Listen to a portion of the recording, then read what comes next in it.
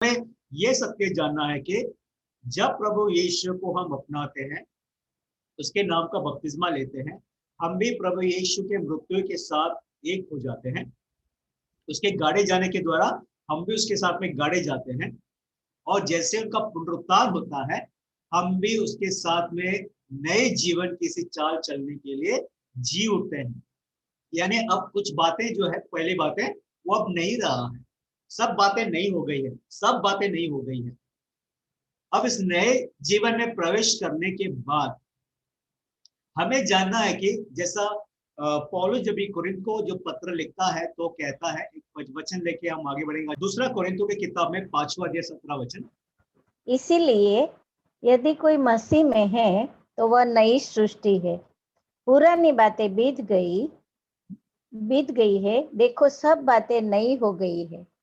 आमीन। तो यहाँ पर पौलुस कह रहे हैं कि यदि कोई मसीह में है, कोई मसीह में है, हम सारे मसीह में हैं, ये बात आप लोग विश्वास करते हैं, क्योंकि आप लोग मसीह में हैं।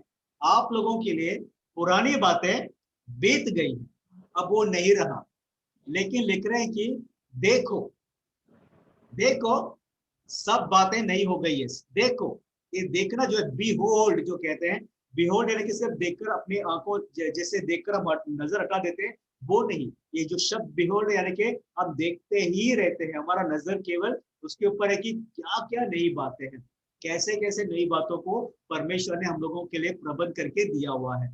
सब बातें जो नया किया है परमेश्वर की ओर से, जो भी नया हुआ है, क्या क्या बातें हैं, ये जानना अवश्य है। लेकिन क्या है, मनुष्य जो है ना, प्रभु में बपतिस्मा लेने के बाद में वे लोग जो है, उनका कुछ ऐसा जीवन रहा है आदि से ही। पहले जो शताब्दी में जब कलीसिया की शुरुआत हुई थी, तब से लेकर पौलुस और जो पत्रस है, बाकी याकूब है, वैसे जो भी पत्र लिखते थे, उन लोगों को कुछ बातों से दूर हटने के लिए, कुछ बातों से, कुछ बातों को अपने अपने जीवन से दूर हटाने के लिए ऐसे बातें सिखा रहे थे। क्यों सिखा रहे थे? क्योंकि वे लोग नए जीवन की सी चाल चलना ये छोड़कर, मसीह में होने के बावजूद भी नई जीवन की सी चाल चलना छोड़कर पुरानी जीवन की सी चाल ही चल रहे थे। तो पवित्र शास्त्र में जितने पत्र है ना, उसे पढ़ते समय ना, आपको ऐसा लगेगा कि पत्रस और जो पौलुस है, ये सब लिखकर बता रहे कि नहीं, आपको अभी ऐसे चलना है, आपको अभी वैसे चलना है। वे वैसे नहीं लिख के बता रहे थे, वे शॉक थे, शॉक यानी कि एकदम ऐसे, अरे आप लोग ऐसे कैसे जी सकते हैं। इसलिए पौलुस बार बार पूछ रहा है कि क्या तुम नहीं जानते, क्या तुम नहीं जानते।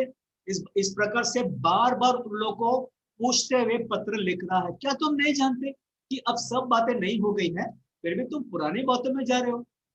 देखो, तुम्हारे लिए परमेश्वर ने सब बातें नहीं कर रखा है, नया बना कर रखा है, फिर भी तुम पुरानी बातों में जा रहे हो। क्यों, ऐसा क्यों? ये सवाल पूछ रहा है बार बार पौलुस के, क्या तुम नहीं जानते, क्या तुम नहीं जानते।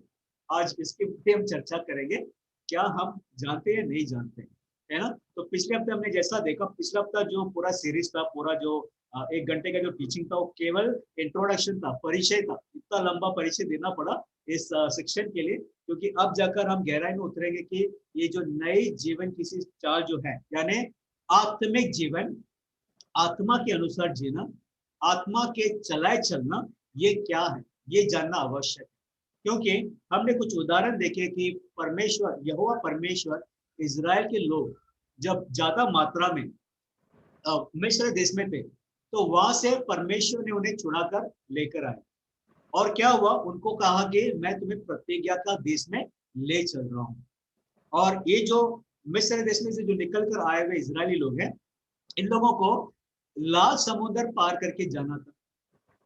उसके बाद लाल समुद्र भी पार करके गए, आसान काम था, बहुत बड़ी अद्भुत काम है। उसके बावजूद जब वो वीरान जगह पर थे, रेगिस्तान से जा रहे थे, वहां पर उनको भोजन के लिए परमेश्वर ने स्वर्ग से मन्ना ये उनको दिए। ये साधारण बात थी? बिल्कुल नहीं, अद्भुत बात है। जब भी उनको रेगिस्तान में पानी नहीं था, तो जो पत्थर है, रॉक, उसमें से पानी बहाकर लाखों लोगों के लिए, जरा सोचिए, रेगिस्तान जैसे स्थान में लाखों लोगों के लिए पानी एक पत्थर से प्रभु ने निकाल कर उनको दिए, रॉक से। तो ये साधारण बात है? ये भी नहीं, बड़ी अद्भुत बात है ना। और उसके बाद उनको मांस खाना था, तो परमेश्वर ने इतने मांस खिलाया कि उनके मुंह से और नाक से निकल रहे थे, इतने दबा दबा कर वो खा रहे थे, इतना परमेश्वर ने आशीषित किया। और ये भी कहा कि मैं तुम्हें प्रतिज्ञा का देश में ले चल रहा हूँ, जहां पर तुम लोगों के लिए ऐसा मानो कि दूध और मध जो flowing with milk and honey, इतना भरपूर, इतना आशीष ऐश्वर्यता मैं तुम लोग को दे रहा हूँ।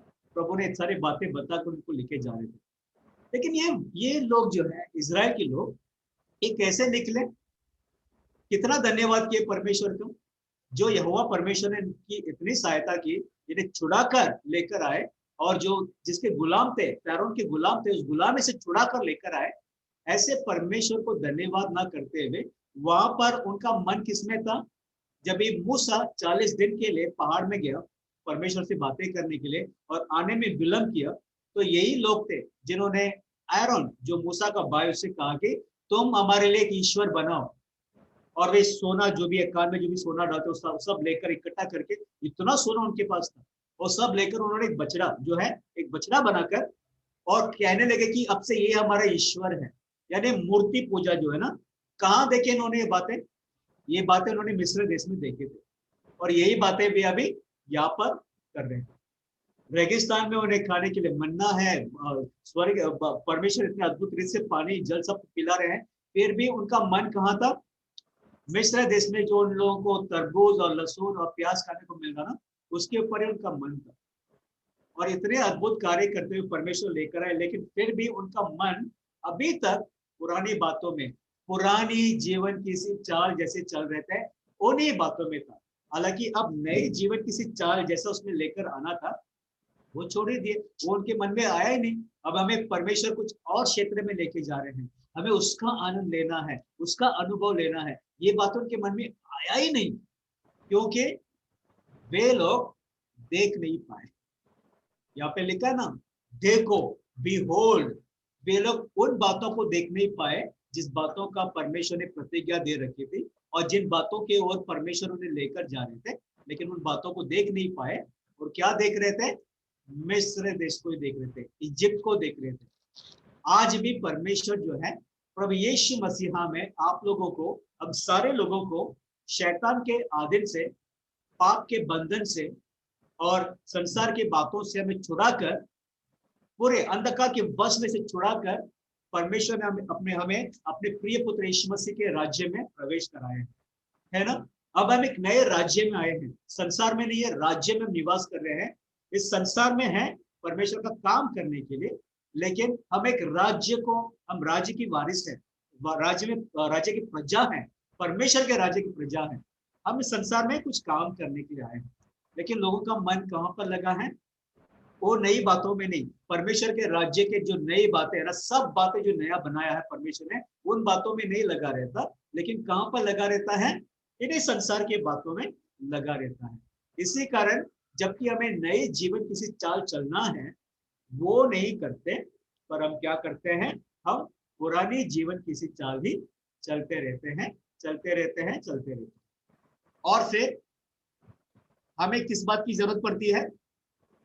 हमें चंगाई की जरूरत पड़ती है, छुटकारा का जरूरत पड़ता है, हमें शांति की जरूरत पड़ती है, हमें आनंद की जरूरत पड़ती है, सामर्थ की जरूरत पड़ती है। और ये नयापन में जो है ना, जो नया जीवन में परमेश्वर ने आपको प्रवेश कराया ना, वहां पर ये सब कुछ आपका है, आपको मिल गया है, आपका ही है। लेकिन क्योंकि हम उन बातों को नहीं देखते हैं, हम किन बातों को देखते हैं? पुरानी जीवन किसी चाल जैसे पहला था, उन्हीं बातों को देखते हैं। इसलिए हम क्या देखते हैं? बीमारी को ज्यादा देखेंगे, हमारे शरीर में ये बीमारी है, वो बीमारी है, हम ऐसे कमजोर है, वैसे कमजोर है, हमारा मन में ऐसा तकलीफ होता है, शांति नहीं है, हमारे मन में शांति नहीं है, हमें शांति की जरूरत है। कितने सारे लोग कितने कितने जगह में भागते हैं, आपको मालूम है, संसार में शांति के लिए। कोई पहाड़ में जाता है, कोई रिसोर्ट में जाता है, कहाँ कहाँ जाता है, लेकिन शांति मिलेगा? क्योंकि शांति का राजकुमार तो प्रभु यीशु है, और वो कह रहे हैं कि जो शांति संसार नहीं दे सकता है, जगत नहीं दे सकता, वो शांति मैं तुम्हें दिए जा रहा हूँ। तो ये शांति प्रभु में है, और ये शांति प्रभु ने जो है दे रखी है अपने लोगों को। ओके, उनका आनंद जो है, भरपूर आनंद, क्योंकि प्रभु के समक्ष में भरपूर आनंद है, ये भी आनंद हमें मिला है प्रभु में। प्रभु यीशु मसीह हमारे लिए ज्ञान, बुद्धि और जो है छुटकारा, सब कुछ शुद्धिकरण हमारे लिए बन चुके हैं, और प्रभु यीशु मसीह हम में है, ये भी हम जानते हैं। लेकिन क्या है ना, सवाल ये उठता है कि क्या हम सच में जानते हैं? इसलिए पौलुस बार बार पूछता है, क्या तुम नहीं जानते? क्या तुम नहीं जानते? एक वचन और लेते हैं, दूसरा कोरिन्थियों की किताब में 13वां अध्याय वचन 5। दूसरा कोरिन्थियों की किताब में 13 अध्याय वचन 5।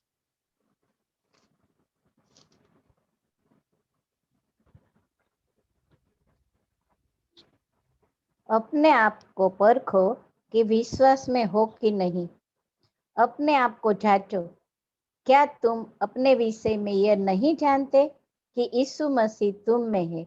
नहीं तो तुम जांच में निकम्मे हो, हाँ, निकम में निकले हो। निकम में निकले हो। यहाँ पर पूछ रहे हैं कि क्या तुम नहीं जानते कि यीशु मसीह किधर है? चर्च में है ना। इसलिए संडे टू संडे चर्च में जाना है, क्योंकि वहां पर यीशु मसीह है। प्रभु का वचन कहता है कि यीशु मसीह तुम में है। क्या तुम नहीं जानते? जांच कर देखो, यीशु मसीह तुम में है, क्या तुम में नहीं है? तुम में है ना। तो तुम क्या बने हो? उसका देह का अंग बने हो। तुम कलीसिया बने हो, कलीसिया के अंग बने हो। उसको ढूंढने की जरूरत नहीं है। लेकिन लोग क्योंकि उसको नहीं, इस बात को नहीं जानते हैं और उसको पूछना भी पड़ रहा है। जांचो, परखो, देखो, क्या तुम नहीं जानते कि प्रभु यीशु मसीह तुम में है? ये जानना आवश्यक है, क्योंकि जब तक ये नहीं जानते कि वो प्रभु का प्रभु, राजाओं का राजा वो हमारे भीतर है, तब तक लोग क्या करेंगे? उसको खोजने के लिए कहाँ कहाँ जाते रहे, है ना। तो ये सवाल जो पौलुस बार बार पूछ रहे हैं, क्या तुम नहीं जानते, इसके ऊपर आज जरा मनन करेंगे, ठीक है। क्यों पौलुस जो है कुछ कुछ बातों को लिखकर बताएं। शारीरिक बातों के विषय में हमने पिछले हफ्ता देखा, शरीर के काम क्या क्या है, कैसे लोग उसमें पढ़ते हैं। और जैसा शरीर के विषय में जो कमजोरी है उसके विषय में हमने पिछले हफ्ता देखा कि जो लोग जो है मसीह भाई बहन लोग प्रार्थना करने के समय या पवित्र शास्त्र पढ़ने के समय, तभी उनके शरीर में जितना जो दर्द है, पीड़ा है, वो उनको दिखाई देगा, उनको एहसास होगा। केवल स्टडी, बाइबल स्टडी करते समय, बाइबल रीडिंग करते समय, उपवास करते समय या प्रभु के सम्मुख में बैठते समय तभी पूरा दर्द महसूस हो। बाकी समय में जब मोबाइल में टीवी में जब भी सीरियल देखते हैं, पिक्चर देखते हैं ना, तभी कुछ भी एहसास नहीं होगा। कितना भी बड़ा बीमारी हो वो बिल्कुल एहसास नहीं होगा, उसको ध्यान में भी नहीं देंगे। लेकिन कैसा है, प्रभु का काम जब करने जाते हैं ना, तभी सब कुछ एहसास होता है। ये शरीर जो है ना, सबसे बड़ा दुश्मन अगर हमारा कोई है, शरीर। इसीलिए अगर हमारा शारीरिक काम कुछ रहा है पहला, वो जो पुरानी जीवन की सी चाल जिसमें शारीरिक काम रहा है, अब भी लेकर हम शारीरिक बातों में लगे हैं, तो हम नई जीवन की सी चाल नहीं चल रहे। तो वापस बात कहता हूं, अगर हम जो शरीर के अनुसार चल रहे हैं, जो हमारा पुराना जीवन की सी चाल है, शरीर के अनुसार चलना, अगर वैसे ही आज हम मसीह में होते हुए आज भी चल रहे हैं, तो हम नई जीवन की सी चाल जो हम हमारे विषय में लिखा गया है, वो चाल नहीं चल रहे हैं। अभी हम पुराने जीवन को ही लेकर जी रहे हैं। और पौलुस जो है ना, इसमें से आप कैसे बाहर निकल सकते हो, कैसे छुटकारा पा सकते हो, क्या आप कर सकते हो, इस विषय में नहीं लिख के बता रहे हैं। देखिए हम कुछ वचन देखेंगे, आपको पता चलेगा पौलुस और पतरस इन वचनों को लिखकर बताने में क्या मकसद था उन लोगों का। तो देखिए हमें एफिसों की किताब में जाएंगे, एफिसों की किताब में दूसरा अध्याय,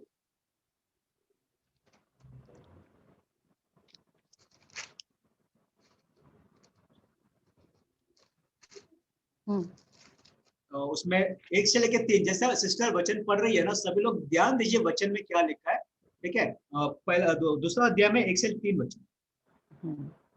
उसने तुम्हें भी जिलाया जो अपने अपराधों और पापों के कारण मरे हुए थे, जिनमें तुम पहले इस संसार की रीति पर और आकाश के अधिकारी के हाकिम अर्थात उस आत्मा के अनुसार चलते थे, जो अब भी आज्ञा न मानने वालों में कार्य करता है। इनमें हम भी सब के सब पहले अपने शरीर की लालसाओं में दिन बिताते थे और शरीर और मन की इच्छाएं पूरी करते थे, और अन्य लोगों के समान स्वभाव ही से क्रोध की संतान थे। ओके, तो यहाँ पर जब आप वचन पढ़ते हैं तो आपने ध्यान दिया होगा, सुनते समय भी आपने ध्यान दिया होगा कि उसने तुम्हें भी जिलाया जो अपने अपराधों और पापों के कारण मरे हुए हैं, जिनमें जिनमें तुम पहले, इस वचन पे ध्यान दीजिए, जिनमें तुम पहले इस संसार की रीति पर, पहले लिखा है, अब की बात नहीं लिख रहे हैं, वो आपको बता रहे हैं, पौलुस लिखकर बता कि पहले तुम्हारा जीवन ऐसा था। कैसा था? इस संसार के रीति पर और आकाश के अधिकारी के हाकिम अर्थात उस आत्मा के अनुसार चलते थे, जो अब भी आज्ञा न मानने वालों में कार्य करता है।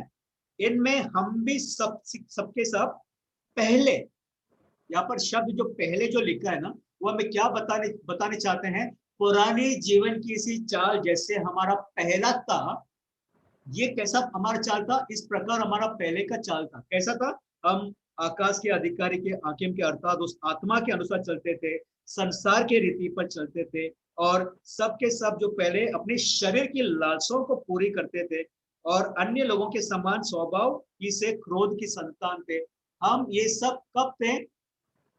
नए जीवन की इसी चाल, यानी जैसा रोमियो की किताब में 6 अध्याय जिसको लेकर हम ये पूरा सीरीज शुरू किए हैं, जिसमें लिखा है कि जब तुमने बपतिस्मा लिया प्रभु यीशु मसीह का, तुमने क्या? प्रभु यीशु मसीह का मृत्यु का बपतिस्मा लिया, तुम भी प्रभु यीशु मसीह के साथ गाड़े गए। लेकिन परमेश्वर ने जैसे प्रभु को मृत्यु में से जिलाया, वैसे ही तुम भी नए जीवन की सी चाल चलो, नए जीवन की सी चाल चलो। ओके, पॉलिसी बातों क्यों लिख रहा मालूम है? नए जीवन की सी चाल मिला है, लेकिन अब भी पुरानी रीति पे चल रहे हैं। शॉकिंग, ये शॉकिंग है सच में। एक मसीह भाई बहनों के लिए शॉकिंग होना चाहिए कि अरे ऐसा, हमें नए जीवन की सी चाल चलने के लिए प्रभु ने बुलाया है, अभी भी हम पुरानी जीवन की सी चाल चल रहे हैं। This is very shocking. क्या तुम नहीं जानते? इसलिए पौलुस बार बार इस सवाल को पूछ रहा है। वो ये नहीं बता रहे कि हाँ पहले तुम ऐसे थे इसलिए तुम ऐसे थे, मतलब तुम अभी भी तुम ऐसे चलते हो। वो ये बताना चाहता है कि क्या तुम्हें नहीं मालूम था ये सारी बातें, कि तुम पहले ऐसे थे। तो हमारा पहले का जीवन कैसा था? पहले जो पुरानी जो जीवन के अनुसार जैसे चलते थे ना, कैसा जीवन था? संसार के रीति पर चलना, आकाश के हकीम जो शैतान के अनुसार चलना, स्वाभाविक होकर हमें जीना है, शारीरिक होकर जीना है। ये सब हमारे पुराने जीवन की सी चाल है। ये सारे बातें हमारी पुराने जीवन की सी चाल है। नए जीवन की सी चाल में इन बातों का जिक्र बिल्कुल नहीं है। अगर है तो शॉकिंग है। अरे आप नहीं जानते इस बात को? क्या तुम इस बात को नहीं जानते कि ऐसे हमारा जीवन नहीं हो सकता? क्योंकि ये जीवन हमें पुनरुत्थान के द्वारा ये जीवन जीने के लिए नहीं बुलाया गया है, वो अलग है, ये अलग जीवन है। देखो सब बातें नया हो गया है। ये जो भी नई बातें हुई परमेश्वर की ओर से है, सब नई बातें हैं उसकी ओर देखो। लेकिन लोग, जैसे एक उदाहरण बार बार इसलिए दे रहा हूँ हमें समझने के लिए कि इजराइल के लोग जैसे मिस्र देश से बाहर आने के बाद भी उनका मन मिस्र देश के बातों पर ही लगा था। वहां पर क्या खाने को मिलता था, वहां पर हम क्या क्या पहनते थे, वहां पर हम क्या क्या करते थे। देखो मूर्ति पूजा भी अगर उन्होंने अपने मन में लेकर आए ना, वो भी उन्होंने वहां पर देखा है। तो इन सारे बातों को उन्होंने वहां से लेकर आए। तो अभी नए जीवन किसी चाल में संसार की रीति नहीं है, इस वचन के अनुसार बराबर। नए जीवन किसी चाल में संसार की रीति नहीं है, शैतान का जो चाल चलन है उसका नहीं है। ना ही हम शारीरिक तौर पर जी सकते हैं, ना ही स्वाभाविक होकर हम परमेश्वर की क्रोध की संतान बन सकते हैं। स्वाभाविक यानी इमोशनल लाइफ। कुछ लोग इमोशनल लाइफ को ना स्पिरिचुअल लाइफ समझते हैं, बहुत इमोशनल हो जाएंगे, बहुत परमेश्वर के सम्मुख में बहुत इमोशनल हो जाएंगे, और बता, और ऐसे ऐसे ऐसे उनकी हरकतें होंगे बताने के लिए कि मैं बहुत स्पिरिचुअल हूँ। एक्चुअली वो स्वाभाविक है, इमोशनल है। वो जीवन भी हमें जीवन के लिए नहीं बुलाया गया है। तो ये आत्मिक जीवन है क्या? हम ये तो सीख रहे हैं ना, आगे जाकर हम सीखेंगे। और एक वचन लीजिए सिस्टर, जो ये सारे जो अभी कुछ एफिसों की किताब में जो बाकी वचन है वो देख लेते हैं। एफिसों की किताब में हम 4 अध्याय में जाएंगे। 4 अध्याय में 14 से लेके 22 वचन जो है वो पढ़ते हैं। 14 से लेके 22 वचन। ताकि हम आगे को बालक न रहे, जो मनुष्यों की ठग विद्या और चतुराई से, उनके भ्रम की युक्तियों के और उपदेश के हर एक झोंके से उछाले और इधर उधर घुमाए जाते हो, वरन प्रेम में सच्चाई से चलते हुए सब बातों में उसमें जो सिर है अर्थात मसीह में बढ़ते जाए, जिससे सारी देह हर एक जोड़ को सहायता से एक साथ मिलकर और एक साथ गठकर उस प्रभाव के अनुसार जो हर एक अंग के ठीक ठीक कार्य करने के द्वारा उसमें होता है, अपने आप को बढ़ाती है कि वह प्रेम में उन्नति करती जाए। इसीलिए मैं यह कहता हूँ और प्रभु में आग्रह करता हूँ कि जैसे अन्य जाति लोग अपने मन की अनर्थ रीति पर चलते हैं, तुम अब से फिर ऐसे न चलो, क्योंकि उनकी बुद्धि अंधेरी हो गई है और उस अज्ञानता के कारण जो उनमें है और उनके मन की कठोरता के कारण वे परमेश्वर के जीवन से अलग किए हुए हैं और वे सुन्न होकर लुचपन में लग गए हैं कि सब प्रकार के गंदे काम लालसा से किया करे। पर तुमने मसीह की ऐसी शिक्षा नहीं पाई, वरन तुमने सचमुच उसी की सुनी और जैसा यीशु में सत्य है उसी में सिखाए भी गए कि तुम पिछले चाल चलन के पुराने मनुष्य को जो भरमाने वाली अभिलाषाओं के अनुसार भ्रष्ट होता जाता है उतार डालो। ओके, तो यहाँ पर भी पौलुस बता रहे कि इस वचन में जो शुरुआत से चौथा अध्याय में ऐसे जैसे 11 वचन में ऐसे है कि प्रभु यीशु ने कलीसिया को कुछ भविष्यवक्ता, कुछ प्रेरित, कुछ सुसमाचारक जो सुनाते हैं और जो शिक्षक हैं, पासवान है, ऐसे लोगों को दे रखी है ताकि हम में से हर कोई जो है सिद्ध होते जाए, सिद्ध हो जाए और जैसे मसीह के पूरे डेल डोल में हम आ जाए, जैसे मसीह है वैसे हम सारे बन जाए, सिद्ध हो जाए, मसीह कार्य में लगे रहे। ये बातों को करने के लिए प्रभु ने ऐसे लोगों को कलीसिया में नियुक्त करके दिया ताकि उनके शिक्षण के द्वारा लोगों का उन्नति हो।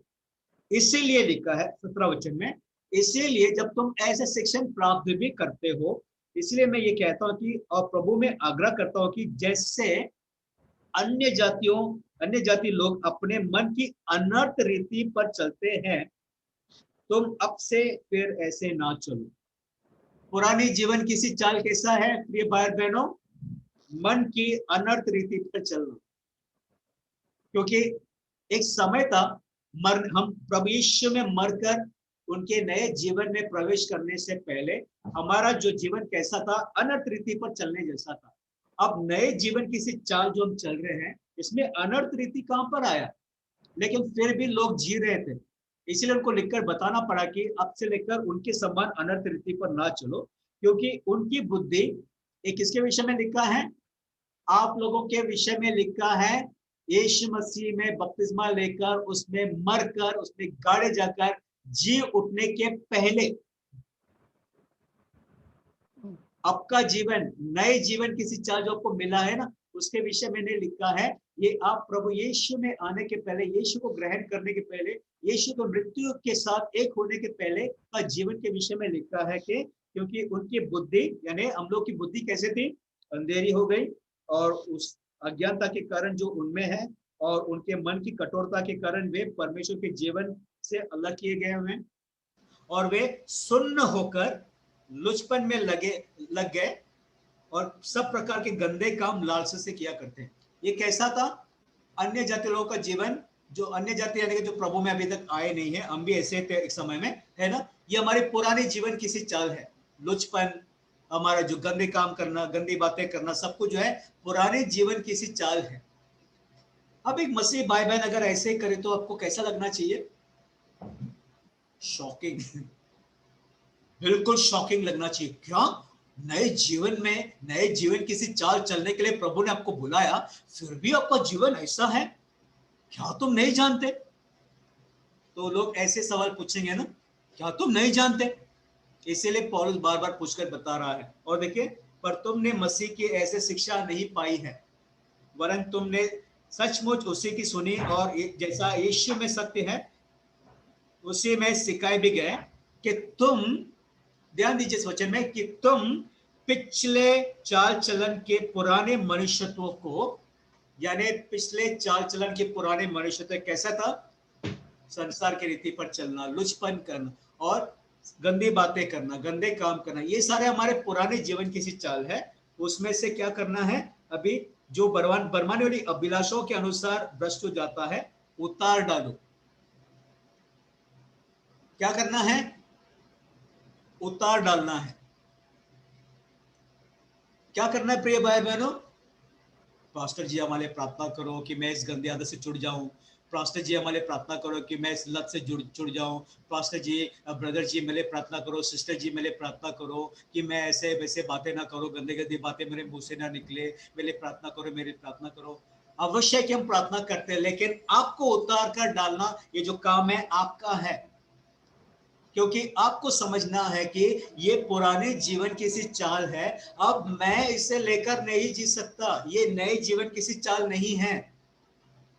इसको गंभीरता से लेना है, वरना अगर एक मसीह भाई बहन जो है ना, मरा हुआ जैसा जीवन वापस जीवित होने के बाद मरा हुआ जैसा जीवन वापस जीता है, तो शॉकिंग है सच में, है या नहीं? तो देखिए, और एक वचन हम पढ़ेंगे जो एफिसियों की किताब में 5वां अध्याय में है। 5वां अध्याय में 3 से लेकर 8 जो है उसे पढ़ते हैं। जैसा पवित्र लोगों के योग्य है, वैसा तुम में व्यभिचार और किसी प्रकार के अशुद्ध काम या लोभ की चर्चा तक न हो, और न निर्लजता, न मूर्खता की बातचीत की, न ठट्ठे की, क्योंकि ये बातें शोभा नहीं देती, वरन धन्यवाद ही सुना जाए। क्योंकि तुम यह जानते हो कि किसी व्यभिचारी या अशुद्ध जन या लोभी मनुष्य जो मूर्ति पूजक के बराबर है, मसीह और परमेश्वर के राज्य में मिरास नहीं। आगे भी ब्रदर।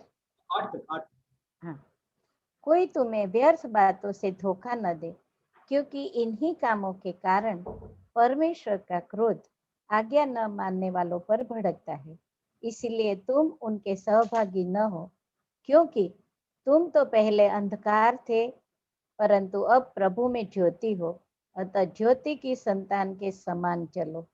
ज्योति आमेन। का फल सब प्रकार की भलाई, धार्मिकता या और 8 सत्य है। हाँ, 8 तक से, है ना? तो यहाँ पे कैसा लिखा है कि क्योंकि तुम जो पहले अंधकार थे, नए जीवन की सी चाल आपको मिलने के पहले हम कैसे थे? तुम तो पहले अंधकार थे, परंतु अब प्रभु में ज्योति हो। ठीक है, ज्योति के संतान हो, यानी ज्योति के संतान के समान चलो। लिखा है कि हमारे नए जीवन की सी चाल कैसा होना चाहिए? ज्योति के संतान के समान। जैसा कैसा? जैसे यहाँ पे लिखा है 3रा वचन में, जैसे पवित्र लोगों के योग्य है। पवित्र लोगों के योग्य क्या है? वैसे तुम में व्यभिचार और किसी प्रकार के अशुद्ध काम या लोभ की चर्चा, और आगे निर्लज्जता और मूढ़ता की बातचीत और टट्टे उड़ाना, ये सारी बातें शोभा नहीं देता। और वरन उसके बाद ये भी 5वें वचन में लिखा कि व्यभिचारी, अशुद्ध जन, लोभी मनुष्य, मूर्ति पूजा के बराबर, जो भी लिखा हुआ है, ये सारे अंधकार, जब हम अंधकार थे तब हमारे जीवन ऐसा था। पुराने जीवन की सी चाल कैसा था? ये हमारे पुराने जीवन की सी चाल है। अब प्रभु में आने के बाद जरा सोचिए, इनमें से कुछ कुछ ऐसी बातें हमें दिखाई देता हूं, आप क्या करोगे? आपको कैसा लगेगा? जो व्यक्ति इन बातों के लिए मर गया है, अब नए जीवन की सी चाल जो उनको मिला है, और उनमें ये सारे बातें आपको दिखाई दे रही है, तो आपको कैसा लगेगा? शॉकिंग है कि नहीं? आप उनको जाकर क्या पूछोगे? क्या तुम नहीं जानते? यही पूछना है ना। पौलुस इसलिए बार बार पूछकर जता रहे हैं और लोगों को चिता रहे हैं कि देखो, तुम जो कर रहे हैं ये कि तुम्हारे पुराने जीवन की सी चाल था, अब ऐसा नहीं है। देखो, सब बातें नया हो गया है, सब बातें परमेश्वर ने नया किया है। उन बातों की ओर देखो। तुम मिस्र देश की ओर देखते रहोगे, मिस्र देश में जो जो मिला था उसकी ओर ही तुम्हारा नजर है। जो जो वहां पर आपको तृप्त करने वाली जो भी वस्तु मिली थी, उसको वही वस्तु तुम्हारे मन में अगर बैठा हुआ है, तो तुम नई बातों को जो परमेश्वर तुम्हें दिखा रहा है, क्या तुम उसे देख सकते हैं? देखो, आसमां से जो रोटी, जो जो मन्ना जो उनको दिया गया था रेगिस्तान में, लोगों ने उसकी ओर देखा। और मन्ना जो शब्द है ना, उसका मतलब क्या है? ये क्या है? What is this? देखो, सामने सामने मन्ना है, परमेश्वर का दिया हुआ भोजन है, फिर भी उनको नहीं मालूम था कि वो क्या है। इसके लिए उसका नाम भी ऐसा रख दिया कि ये क्या है? मन्ना, ये क्या है? देख नहीं पा रहे थे कि परमेश्वर कुछ अद्भुत काम कर रहे हैं। उनको ऐसा लगा कि कुछ तो है, ये क्या है, नाम भी रख दिए मन्ना, है ना। तो उसके बाद इतना अद्भुत काम परमेश्वर उनको करते रहे रेगिस्तान में। आज प्रिय भाई बहनों, जब आप मसीह में हो, आपको क्या लगता है कि प्रभु आपके जीवन में जो नई नई बातों को जो स्थापित कर रखे हैं, जो भी बना कर दिए, जो भी आपके लिए प्रबंध करके दिए हैं, वो नई बातें क्या है, वो नई बातें क्या है, क्या आप लोग कह सकते हैं? आपको मालूम है, जब तक आप नहीं देखते हो ना, ध्यान से नहीं देखते हो ना, समझते नहीं हो ना, तब तक हमें पता नहीं चलेगा। तब तक हमारा मन पुरानी बातों में ही लगा रहेगा, पुरानी जीवन की सी चाल जैसे चलते थे उन्हीं बातों में लगा रहेगा, और अभी भी हम वही चलते रहेंगे और हम संघर्ष करते रहेंगे, थोड़ा लड़ते रहेंगे कि हम इसमें से बाहर निकल जाएं, इसमें सब छुटकारा पाए, इसमें हम चंगाई पाए। इन्हीं बातों में हम लगे रहेंगे मसीह भाई बहन हो, मसीह परिवार में आने के बाद भी। लेकिन वो ये जो जीवन है, ये नए जीवन की सी चाल नहीं है प्रिय भाई बहन। आप लोगों को देखना है नई बातें क्या है। ठीक है, अब थोड़ा और वचन देखते हैं जो हम कोलोसे की किताब में जाएंगे। कोलोसे की किताब में पहला अध्याय, उसमें 20 और 21 वचन जो है उसे पढ़ते हैं।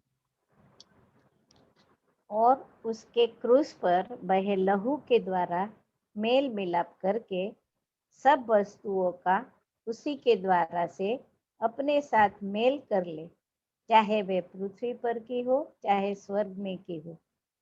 तुम जो पहले निकाले हुए थे और बुरे कामों के कारण मन से बेरी थे और हाँ, हाँ, मन से बेरी 21 थे। 21 तक यहाँ पर देखिए, तुम जो पहले निकाले हुए थे और बुरे कामों के कारण मन में बैरी थे।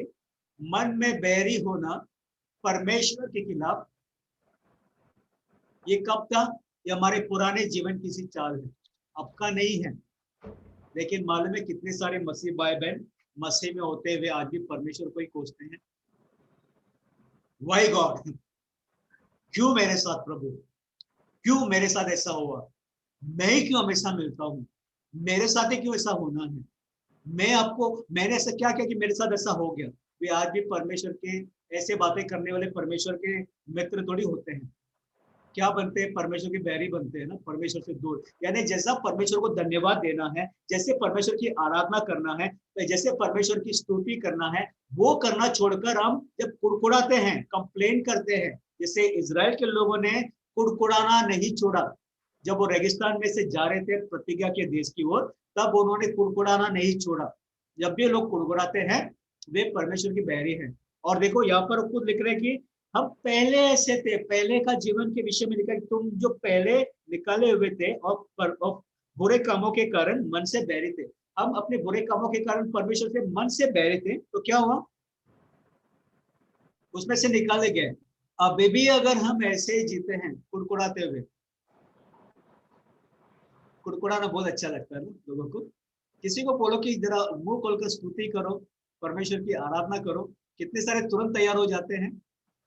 लेकिन किसी को ना इतना पूछो कि आपका जीवन के विषय में कुछ बोलो, तो शुरू हो जाएंगे, शुरू हो जाएंगे, शुरू हो जाएंगे। उसमें इतना कुड़कुड़ाना होगा ना, नहीं मेरा साथ ऐसा है, मेरे ऐसा है, मेरे परिवार के लोग ऐसे हैं, मेरे साथ में रहने वाले ऐसे हैं, मेरे अड़ोस पड़ोस के लोग ऐसे हैं, मेरे जीवन में ऐसा है, मेरा माता पिता ऐसा है, मेरे बहन ऐसे है, मेरे रिश्तेदार ऐसे है। ये ना इस तरह के कुड़कुड़ा, इस कुड़कुड़ा जो है ना, मेरे घर में ऐसा होता है, मुझे ये नहीं मिला, मुझे वो नहीं मिला, ऐसे शुरू। इतना लंबा स्तुति आराधना खुद का ना इतना लंबा करेंगे, लेकिन परमेश्वर की स्तुति आराधना करना आपके नए जीवन किसी चाल में कुड़कुड़ाना नहीं होता है प्रिय भाई बहनों। ये जानना जरूरी है। अगर ये नए जीवन किसी चाल में चलते हुए कुड़कुड़ा रहे हैं, तो हम अभी भी पुराने जीवन किसी चाल ही चल रहे हैं प्रभु में होकर। तो फिर शॉकिंग है। तो फिर पौलुस जरूर पूछेंगे, क्या तुम नहीं जानते? है ना। आगे आगे हम देखेंगे, पहला कोरिन्थियों की किताब में जाते हैं। पहला कोरिन्थियों की किताब में, उसमें हम छठा अध्याय में 9 से लेके 11। क्या तुम नहीं जानते कि अन्यायी लोग परमेश्वर के राज्य के वारिस न होंगे? धोखा न खाओ, न वेश्यागामी, न मूर्ति पूजक, न परस्त्रीगामी, न लुच्चे, न पुरुषगामी, न चोर, न लोभी, न पियक्कड़, न गाली देने वाले, न अंधेर करने वाले परमेश्वर के राज्य के वारिस होंगे। तो और तुम में से कितने ऐसे ही थे, परंतु तुम प्रभु यीशु मसीह के नाम से और हमारे परमेश्वर के आत्मा से धोए गए और पवित्र हुए और धर्मी ठहरे। ओके, यहाँ पर पौलुस उन्हें स्मरण दिला रहा है किन लोगों से? कुरिन्थ की कलीसिया कैसे थी? अगर आपको कुरिन्थ की कलीसिया कैसे थी अगर आपको जानना है, आज की कलीसिया की ओर देखिए। किसी की निंदा करने के लिए या किसी की बुराई करने के लिए हम ये बात नहीं बता रहे, लेकिन शिक्षण प्राप्त करना आवश्यक है, जानना आवश्यक है सत्य क्या है। तो यहाँ पर भी जैसे लिखा गया है कि यहाँ पे 9 वचन से, क्या तुम नहीं जानते, यहाँ पर शुरू कर दिए पौलुस ने, क्या तुम नहीं जानते? क्योंकि वो शॉकिंग देख रहे, शॉकिंग न्यूज देख रहे कि अरे ये लोग जो पुराने जीवन किसी चाल में से नए जीवन में प्रवेश किए हैं, अभी भी पुराने जीवन किसी चाल चल रहे हैं। तो इसीलिए उनको सवाल क्या पूछ रहे कि क्या तुम नहीं जानते कि अन्यायी लोग परमेश्वर के राज्य के वारिस ना होंगे? कौन लोग? अन्यायी लोग। तो नए जीवन किसी चाल में अन्यायी हो सकता है? बिल्कुल नहीं। धोखा ना कहो, वो खुद कह रहे हैं, मेरा वचन नहीं है, परमेश्वर का पवित्र वचन है, यहाँ पे खुद लिखा है, धोखा ना कहो, न वैश्यगामी, न मूर्ति पूजक, न परस्त्रीगामी, न लुच्चे, न पुरुषगामी, न चोर, न लोभी, न पियक्कड़, न गाली देने वाला, न अंधेर करने वाला परमेश्वर के राज्य के वारिस नहीं। पौलुस जब भी बताना होता है ना सत्य को, वो लोगों को प्रश्न करने के लिए नहीं आया था। लोग ऐसे बात सुनकर मुकर जाएंगे, पीछे हट जाएंगे, छोड़कर चला जाएंगे, सभा को छोड़कर चला जाएंगे, ऐसे डरकर वो कभी नहीं सिखाया। सत्य वचन है, सिखाना आवश्यक। बता रहे कि ये किन लोगों का जीवन है, किस प्रकार के, इस प्रकार का जीवन किन लोगों का है? अन्यायी लोगों का, जो अब तक जो अन्य जाति के सब जो लोग हैं, वे लोगों का जीवन ऐसा है। और इसीलिए 11 वचन में बता रहे कि और तुम में से कितने ऐसे ही थे, ऐसे ही थे, यानी कि अब ऐसे नहीं है। अब ऐसे नहीं है, क्यों? क्योंकि तुम्हें एक नया जीवन किसी चाल चलने के लिए बुलाया गया है। तो इसीलिए जब उन्होंने देखा ना कि नए जीवन किसी चाल चलने वाले भी पुराने जैसे जीवन जी रहे हैं, उनको पूछना पड़ा, क्या तुम नहीं जानते? क्या तुम नहीं जानते ऐसे ऐसे काम करने वाले परमेश्वर के राज्य के वारिस नहीं बनेंगे जैसे तुम पहले थे? इसलिए तुम्हें क्या करना है, अभी परमेश्वर ने तुम्हारे साथ क्या किया, परंतु तुम प्रभु यीशु मसीह के नाम से और हमारे परमेश्वर के आत्मा से धोए गए और पवित्र हुए और धर्मी भी ठहरे। ये सारा काम परमेश्वर ने आप लोगों के लिए कर रखा है। ये नए जीवन में आप लोगों के लिए परमेश्वर ने आपको धोकर, आपको पवित्र करके, आपको धर्मी बनाए। उन्होंने आपको धर्मी ठहराया, आपको धर्मी बनाया प्रभु यीशु मसीह में। और धार्मिकता आपका नहीं है, प्रभु यीशु का धार्मिकता, यानी परमेश्वर की धार्मिकता आपको मिला है। ये नए जीवन किसी चाल में हमारा जीवन शुद्ध है, क्योंकि हमें धोया गया है। हमारा जीवन जो पापी नहीं, हम पवित्र किए गए हैं। और हमारा जीवन अब अधर्म नहीं है, धर्मी ठहरे गए। तो ऐसा जीवन है, नया जीवन किसी चाल। जब ऐसा जीवन मिला है, क्या हम पुरानी बातों को लेकर जी सकते हैं? लेकिन क्या है ना, ये मन है ना, कितना भी नई बातों को बता लो, कितना भी आप उस नई बातों को बता लो, ये मन है ना और ये आंखें है ना, क्या दिखता है मालूम है? वो कितना अच्छा था ना पहले हम करते थे। वो मालूम है पहले हम लोग कैसे पार्टी जाते थे, हमारे दोस्तों के साथ घूमने जाते थे, हम क्या क्या करते थे, कैसे पीते थे, कैसे खाते थे, क्या क्या मजा करते थे। सब मन है ना वहीं पर लगा रहता है, पुरानी पिछली बातों में। लेकिन परमेश्वर का वचन कहता है पुरानी बातें बीत गई हैं, देखो, behold, all things are new, सब बातें नया किया गया है, उन बातों की ओर देखो। और क्योंकि आप लोग उन बातों की ओर नहीं देखते, इसीलिए पुरानी जीवन की सी चाल अभी भी हमारे जीवन में दिखाई देता है। Shocking news. और इसी कारण पौलुस पूछ रहे हैं कि क्या तुम नहीं जानते इस बात को? ओके, अब देखिए एक वचन और लेते हैं। पहला पत्रस के किताब में जाएंगे। अब पौलुस से लेकर पत्रस की ओर मुड़ते हैं तुरंत। पत्रस का 4था अध्याय, पहला पत्रस की किताब में 4था अध्याय, उसमें 3 और 4 वचन जो है उसे पढ़ेंगे। क्योंकि अन्य जातियों की इच्छा के अनुसार काम करने और लुचपन की बुरी अभिलाषाओं, मतवालापन, लीला क्रीड़ा, पियक्कड़पन और घृणित मूर्ति पूजा में जहाँ तक हमने पहले समय गवाया वह बहुत हुआ। इससे वे अचंभा करते हैं कि तुम ऐसे भारी लुचपन में उनका साथ नहीं देते और इसीलिए वे बुरा भला कहते हैं। हाँ, आपने ध्यान दिया वचन में, अन्य जाति लोग मालूम है आपको, अगर आपने सच में नए जीवन किसी चाल चलना शुरू किए और नए जीवन किसी चाल ही चलते हैं नई बातों को देखकर, तो मालूम है अन्य जाति लोग आपकी ओर देखकर, संसार के लोग आपकी ओर देखकर क्या कहेंगे? यहाँ पर लिखा है कि इससे वे अचंभा करते हैं। क्या तू पहला क्या था? अरे तेरा जीवन कैसा था? अभी क्या बड़ा साधु बन गया, बड़ा संत बन गया? क्या ऐसा क्या परिवर्तन है? ये अन्य जाति हमारे विषय में कहना चाहिए, तुम्हारा जीवन ऐसे कैसे बदल गया? अरे तू पहला क्या था? अरे तेरे मुंह से इतने ऐसे ऐसे बातें तो करता था, इतने गाली देता था, ऐसे बातें करता था, अभी इतना पवित्र चल, ये कैसा हो गया? उनको ऐसा लगना चाहिए। अगर नई जीवन किसी चाल हम चलते हैं तो वैसा लगना चाहिए उन लोगों को। और देखो, अचंबा करते हैं कि तुम ऐसे भारी लुचपन में उनका साथ नहीं देते और इसलिए वे बुरा भला कहते हैं। वो आप लोगों के विषय में बुरा और भला कहना चाहिए। बुरा भला यानी कि अरे ये देख ये आदमी, हाँ ये आदमी, ये और ये ना ये लोग सब, अरे हमारे साथ पहले नाचने को जाते थे, हमारे साथ पहले पीने को जाते थे, हमारे साथ पहले जो भी त्योहार है सब कुछ मनाने के लिए आते थे। अभी ये लोग नहीं आते, बहुत बड़ा बड़ा पवित्र बनने चले, बड़ा संत बन गए, साधु बनने चले, है ना, बड़ा अपने आप को बड़ा बदल गया ऐसा बताएगा। वे लोग हमारे बारे में ना बुरा भला कहेंगे। कितने सारे हम मसीह भाई बहन ऐसे बातें सुनते हैं अन्य जाति से, कितने सारे हम मसीह भाई बहन अन्य जाति से ऐसे बातें सुनते हैं। अगर नहीं सुनते हैं ना तो इसका ये मतलब है कि हम उनके साथ देते हैं। कैसे कैसे बातों में साथ देते हैं, जो पत्रस यहाँ पे तीसरा वचन में जो लिख के बताया है ना, कि लुचपन की बुरी अभिलाषाओं, मतवालापन, लीला क्रीड़ा, पियक्कड़पन और घृणित मूर्ति पूजा में जहां तक हमने पहले समय गवाया। पत्रस खुद बता रहे कि हमने, हमारी पुरानी जीवन की सी चाल ऐसा था, अब क्योंकि अब ऐसा नहीं है, अन्य जाति लोग हमारे विषय में बुरा भला कहते हैं। अन्य जाति लोग, संसार आप लोगों की ओर उंगली उठाकर कहना चाहिए, गया काम से गया।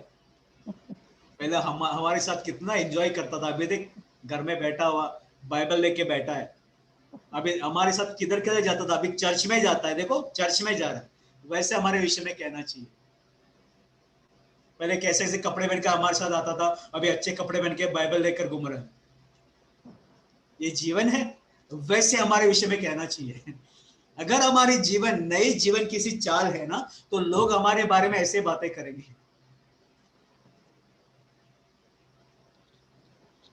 कितना ऐसा ऐसे वस्त्र पहनता था, इतना मेकअप करता था, अभी देखो कैसा बदल गया।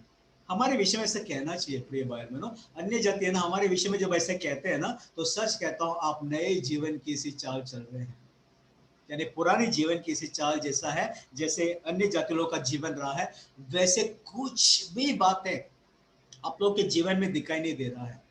अभी भी अगर हम उनके समान मतवालापन, लीला क्रीड़ा, गाली देना, ऐसे अगर हमारा जीवन है प्रभु में होते हुए, तो लोग, अन्य जाति लोग क्या कहेंगे? क्या कहेंगे हमारे विषय में?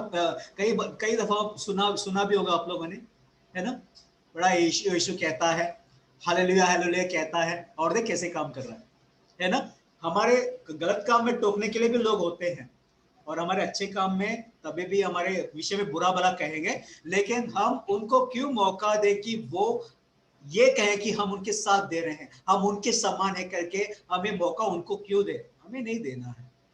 हमें ऐसे जीवन जीना है, नए जीवन की सी चाल जिसमें शारीरिक बातें, शारीरिक जीवन या संसार की रीति पर चलने वाला जो जीवन है उसका कुछ भी ट्रेस, उसका कुछ भी ऐसी बातें हमारे नए जीवन की सी चाल में बिल्कुल नहीं दिखा देना चाहिए। समझ रहे हैं प्रिय भाई बहनों? और एक वचन हम जो है लेते हैं। आप लोगों को मैं वचन में इसीलिए मैं लिए चल रहा हूँ इतने सारे वचन में, क्योंकि आप लोगों को ये ना लगे कि कोई ब्रदर है, कोई पास्टर है, ऐसे वचन लेके सिखा रहा है, उसको क्या मालूम है ना। ये सारे वचन है, मेरा वचन नहीं है, प्रभु का वचन है, और ये सारे बातें मसीह भाई बहनों को लिखा गया है। ठीक है, क्या तुम नहीं जानते? ऐसा की किताब में जाएंगे, यशायाह, उसमें 40वां अध्याय 28 वचन। क्या तुम नहीं जानते, क्या तुमने नहीं सुना? यहोवा जो सनातन परमेश्वर और पृथ्वी भर का सृजनहार है, वह न थकता न श्रमित होता है, उसकी बुद्धि अगम है। क्या तुम नहीं जानते? हमारे परमेश्वर के विषय में जो है ना, जो इज़राइल के लोग, ओके, और जो बाकी जो उनके साथ में अलग जो जाति के लोग भी थे, उस समय में यशायाह जो है ना एक ऐसे बता रहे, वाणी बता रहे परमेश्वर की ओर से, ये बातें उनको बता रहे कि क्या तुम नहीं जानते, क्या तुमने नहीं सुना?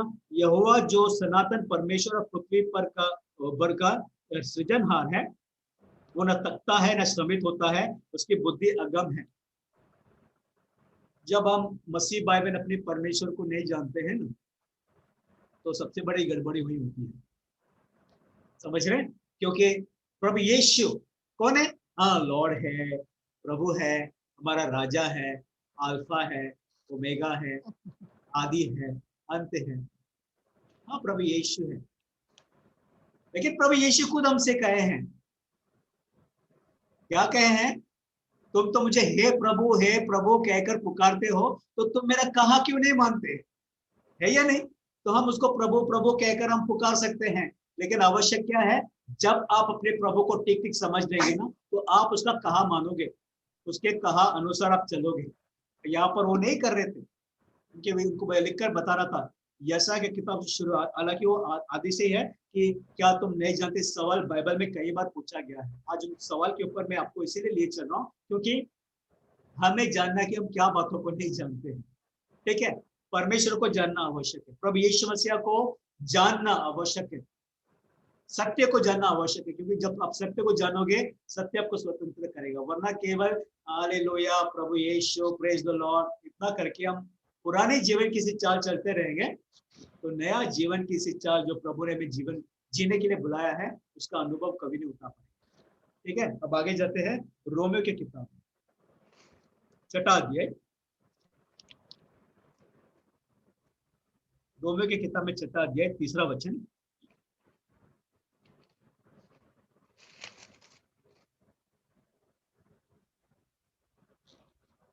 क्या तुम नहीं जानते कि हम सब जिन्होंने मसीह यीशु का बपतिस्मा लिया, उसकी मृत्यु का बपतिस्मा लिया? क्या तुम नहीं जानते? आपका बपतिस्मा हो गया ब्रदर? हाँ, मेरा बपतिस्मा हो गया। कभी लिए थे? हमने तो 15 साल पहले बपतिस्मा लिए। Very nice. हम तो 20 साल से मसीह है। We are believers 20 years, 25 years. लेकिन अगर हमारा जीवन नए जीवन किसी चाल जैसा नहीं है, तो फिर ये सवाल पूछना जरूरी है, क्या तुम नहीं जानते? क्या नहीं जानते? क्या तुम नहीं जानते कि हम सब जिन्होंने मसीह यीशु का बपतिस्मा लिया, उसकी मृत्यु का बपतिस्मा लिया, यानी हम उसके मृत्यु के साथ एक हो गए। यानी जब आप प्रभु यीशु का बपतिस्मा लिए, तब आप भी मरे। पुराने जीवन जैसे आप जी रहे थे ना, उस जीवन से आप मर गए। आप पाप के लिए मर गए। पाप के जीवन, संसार की रीति पर जैसे चलना था, उस जीवन के लिए मर गए। क्या तुम नहीं जानते? इसलिए पौलुस पूछ रहे, क्या तुम नहीं जानते कि उस जीवन के लिए मर गए? अब उसको लेकर आप कैसे आगे जी सकते? ओके, अब यही अध्याय में 16 वचन, 6वां अध्याय में 16 वचन, रोमियो की किताब में। क्या तुम नहीं जानते कि जिसकी आज्ञा मानने के लिए तुम अपने आप को दासों के समान सौंप देते हो, उसी के दास हो, चाहे पाप के जिसका अंत मृत्यु है, चाहे आज्ञाकारिता के जिसका अंत धार्मिकता है। क्या तुम नहीं जानते? क्या नहीं जानते हैं?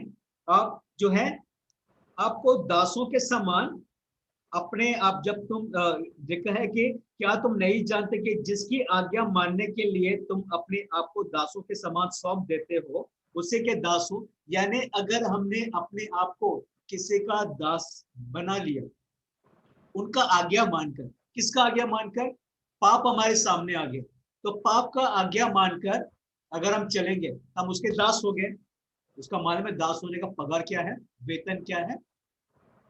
मृत्यु। आपका वेतन मृत्यु है। लेकिन जब आप आज्ञाकारी बनकर परमेश्वर के वचनों का आज्ञाकारी, यानी केवल हे प्रभु कहकर चलने वाला नहीं, प्रभु का कहा मानकर चलने वाला आज्ञाकारी बनने वाले क्या है? उनको अंत में क्या है? धार्मिकता का वरदान। यानी अब आप जब आज्ञाकारी बनकर जी रहे हैं, तो आप परमेश्वर की धार्मिकता बनकर जी रहे हैं। खुद की धार्मिकता नहीं, परमेश्वर की धार्मिकता। ये आशीष हमें मिला है। क्या हम नहीं जानते इस बात को? हमें जानना आवश्यक है ना। अगर हम परमेश्वर की धार्मिकता है, खुद की धार्मिकता को लेकर नहीं जी रहे हैं, तो हम अपने आप को पाप के आधीन में या पाप का दास बनने के लिए क्यों छोड़ दें बार बार? क्योंकि लोग ये कर रहे थे।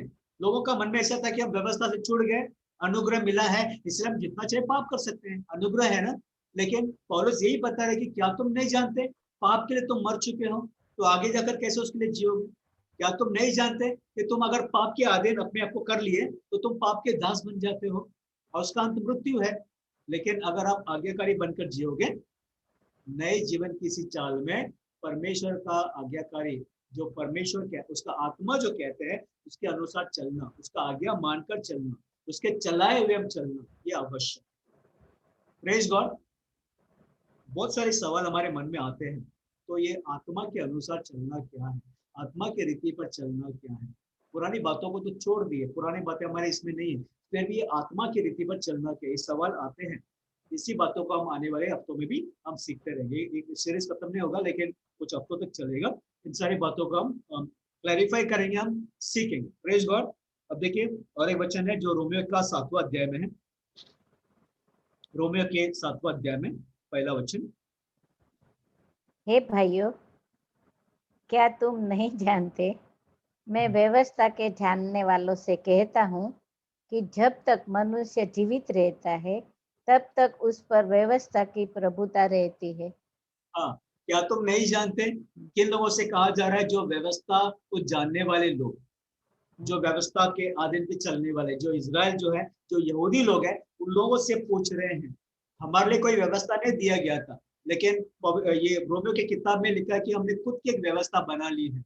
जब हम दूसरों का न्याय करते हैं, तो हमारे पास भी एक व्यवस्था है ना, जिसके अनुसार हम न्याय करते हैं। गलत सही हम जानते हैं, इसीलिए हम न्याय करते हैं ना। तो हमने खुद का एक व्यवस्था जो हमारे हृदय में लिख के रखा हुआ, उसके अनुसार हम न्याय करते हैं। तो हम इन बातों से छूट चुके हैं। ये लिख रहे हैं कि जब तक मनुष्य जीवित रहता है, तब तक उस पर व्यवस्था की प्रभुता रहती है। वो कह रहे कि तुम अब मर चुके व्यवस्था के लिए, क्या तुम नहीं जानते? क्या तुम नहीं जानते इस बात को कि तुम अब व्यवस्था के लिए भी मर चुके हो? क्योंकि मसीह में जो है व्यवस्था का अंत है। मसीह में आने के बाद, मसीह का बपतिस्मा लेते हुए, मसीह का जो मृत्यु का बपतिस्मा लेते हुए, मृत्यु में एक होते हुए, अब हम व्यवस्था के लिए भी मर जाते हैं। तो व्यवस्था को लेकर जीना, ये नियम, वो विधि, ये रीति रिवाज, वो परंपरा, अगर ये भी अब तक हम लेकर जीते हैं, ये पर्व मनाना है, ये फीस्ट मनाना है, ये दिन मनाना है, वो तारों को देखकर, ये चांद को देखकर, ये सब मनाना है, हमारे ये खास दिन है, स्पेशल दिन है, वैसे अगर अब भी हम जी रहे हैं सब कुछ लेकर, तो ये नई जीवन की सी चाल नहीं है, क्योंकि हम नहीं जानते, इसलिए सवाल पूछा उन्होंने। ओके, अब हम देखेंगे पहला कोरिन्थियों की किताब में, पहला कोरिन्थियों की किताब में 3 अध्याय 16 वचन।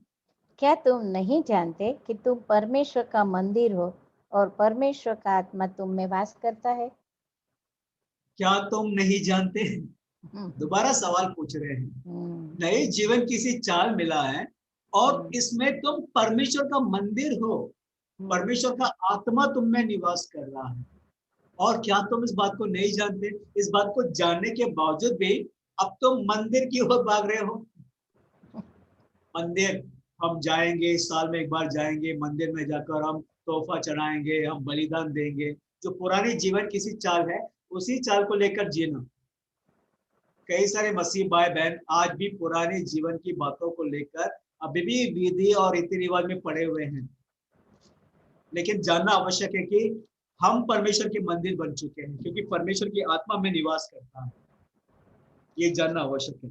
पहला कोरिन्थियों की किताब में 5वां अध्याय 6वां वचन।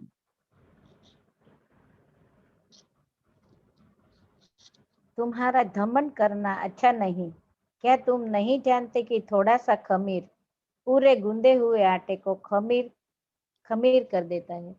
हाँ, खमीर यानी यीस्ट जो है ना, वो आटा में डाल दो तो पूरा आटा जो है वो फूल जाता है, खमीर बन जाता है ना। ये जो है डॉक्ट्रिन्स, जो अलग अलग जो टीचिंग्स है ना, आज बहुत सारे डॉक्ट्रिन्स है, बहुत सारे ज्ञान प्राप्त करने के लिए बहुत सारे डॉक्ट्रिन्स मिलते हैं। जरूरी है कि जो वचन आप सुन रहे हैं, अगर वो आपको स्वतंत्र नहीं कर रहा है तो सत्य नहीं है, सिंपल।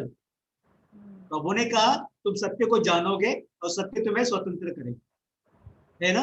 और अगर अगर हमने सिर्फ ज्ञान प्राप्त करने के लिए बहुत से डॉक्ट्रिन सुने, बहुत से टीचिंग सुने, और अगर वो जो है हमारे जीवन में, जैसे एक कमीर जो है ना, कमीर आने से क्या फूल जाता है, वैसे हमारा घमंड भी फूल जाता है। जब ज्यादा टीचिंग आ जाता है ना, ज्यादा ज्ञान आने से फूल जाते हैं, हमें सब कुछ मालूम है, बहुत कुछ मालूम है। लेकिन अगर हमारा जीवन में अभी भी पुराने जीवन किसी चाल चल रहे, सारा ज्ञान प्राप्त करते हुए, तो वो कमीर जो हमारे भीतर आया है ना, वो हमें फुला दिया है कुछ। इसीलिए पूछ रहे कि क्या तुम नहीं जानते, थोड़ा सा कमीर। इसलिए जो हम सुनते हैं ना, उस पर भी ध्यान देना आवश्यक है, क्योंकि अगर हमने गलत सुना तो गलत देखेंगे, सही सुना तो जो नई बातें हैं उस नई बातों की ओर देखेंगे, सत्य की ओर देखेंगे। आमीन। अब आगे वचन जो है, पहला कोरिन्थियों की किताब में 6वां अध्याय 9 वचन। क्या तुम नहीं जानते कि अन्यायी लोग परमेश्वर के राज्य के वारिस न होंगे। धोखा न खाओ। न वेश्यागामी, न मूर्ति पूजक, न परस्त्रीगामी, न लुच्चे, न पुरुषगामी। हाँ, यानी कि क्या तुम नहीं जानते, अगर ऐसे कुछ भी बातें, नहीं ब्रदर, हम में से ऐसे कुछ भी नहीं है, हम में से कुछ भी, हम लोग एकदम अच्छे हैं, हम में से कुछ भी बातें नहीं है। अच्छा है, वेरी गुड। बहुत अच्छी बात है, वेरी गुड, मतलब आप जान गए हैं। लेकिन ऐसा कुछ भी है बातें तो हमें जानना आवश्यक है।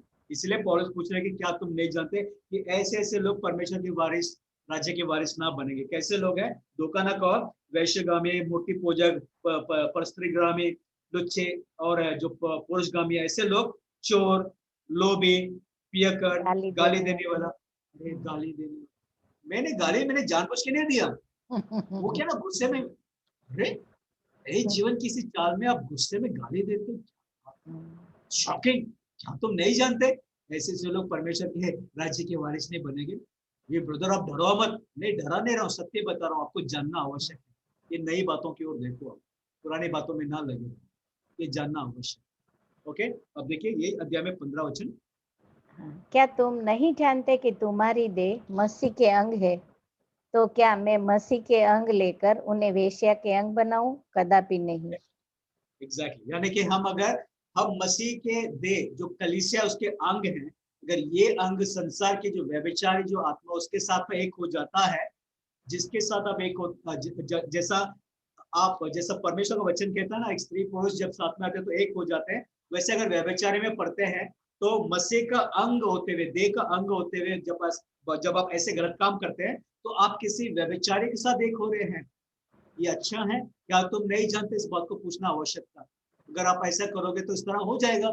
नए जीवन की इस चाल में क्या आप किसी व्यभिचारी के साथ एक होना चाहेंगे? नहीं। क्या आप नहीं जानते? जानना आवश्यक है। आगे पहला कोरिन्थियों की किताब में 6वां अध्याय 19 वचन। क्या तुम नहीं जानते कि तुम्हारी देह पवित्र आत्मा का मंदिर है, जो तुम में बसा हुआ है और तुम्हें परमेश्वर की ओर से मिला है, और तुम अपने नहीं हो। Praise God. क्या तुम नहीं जानते? एक तो गीत गाना और स्तुति करना, आराधना करना कि हम परमेश्वर के मंदिर हैं, हम परमेश्वर का मंदिर हो गए हैं, परमेश्वर हमारे अंदर निवास करते। कुछ लोग गीतों में इन सारे शब्दों को प्रयोग करते हुए गाते जरूर हैं, लेकिन सवाल ये कि क्या तुम नहीं जानते? क्या क्या नहीं जानते कि तुम्हारा देह पवित्र आत्मा का मंदिर है? और तुम में बसा हुआ है, तुम्हारे परमेश्वर की ओर से मिला है, तुम्हें परमेश्वर की ओर से मिला, यानी हमारा भीतर परमेश्वर की आत्मा निवास करने आया है। ये नए जीवन की सी चाल है ना प्रिय भाई बहनों, ये आत्मिक जीवन है। पुराने जीवन की सी चाल शारीरिकता, सांसारिकता, शैतान के बातों के अनुसार था, लेकिन नए जीवन की सी चाल आत्मा के अनुसार है।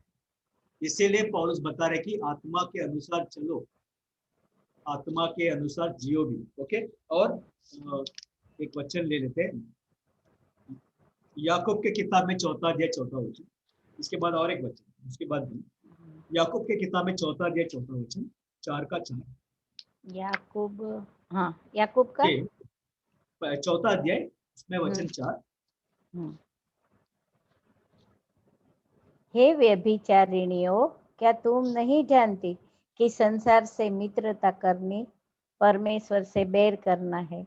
अतः जो कोई संसार का मित्र होना चाहता है, वह अपने आप को परमेश्वर का बैरी बनाता है। हाँ, यहाँ पर ध्यान दीजिएगा, हे व्यभिचारिणियों,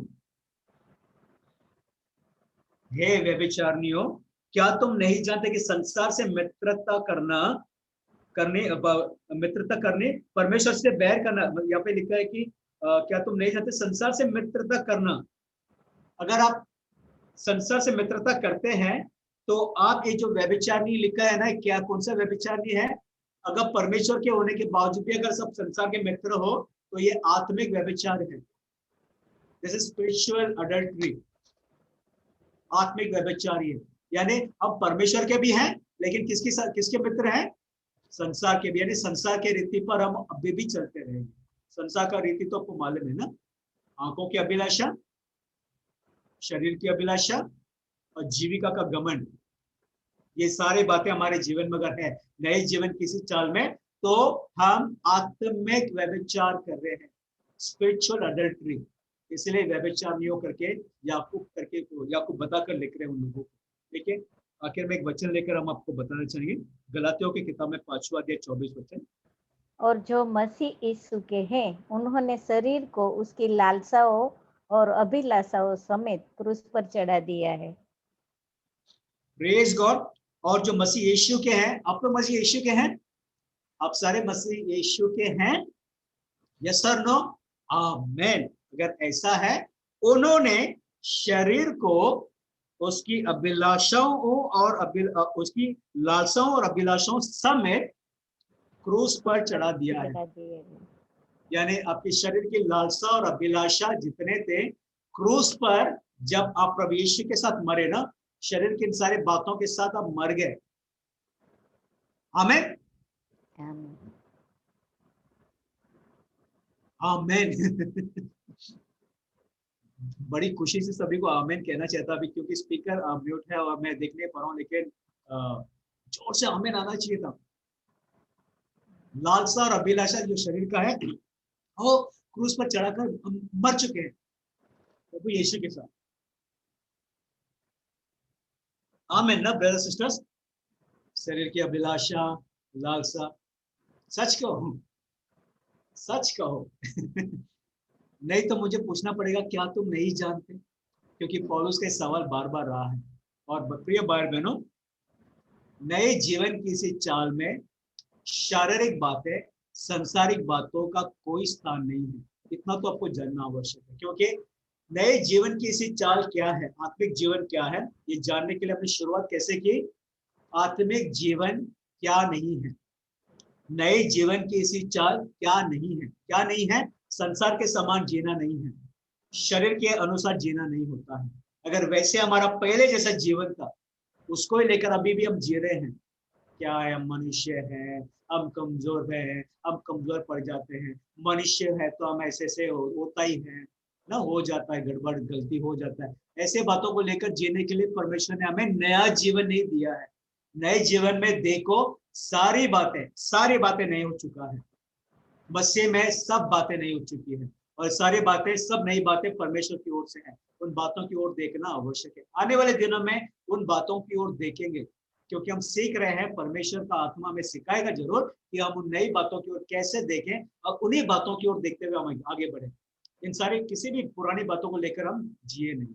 आमीन प्रिय भाइयों भाई और बहनों। तो हम ये प्रार्थना करते हैं प्रभु से कि प्रभु हमें इन बातों का समझ दे और दे, है ना। हम एक प्रार्थना करते हुए खत्म करेंगे। आइए। प्यारे परमेश्वर पिता, हम आपको कोटि कोटि धन्यवाद देते हैं। आप महान और आदर के योग्य हैं, भय योग्य परमेश्वर। हम आपका भय मानते हैं क्योंकि परमेश्वर का भय बुद्धि का आरंभ है। और इन सारी बातों को पिता जो हम आज सीखे हैं, इसे समझने के लिए हमें आपकी बुद्धि और ज्ञान की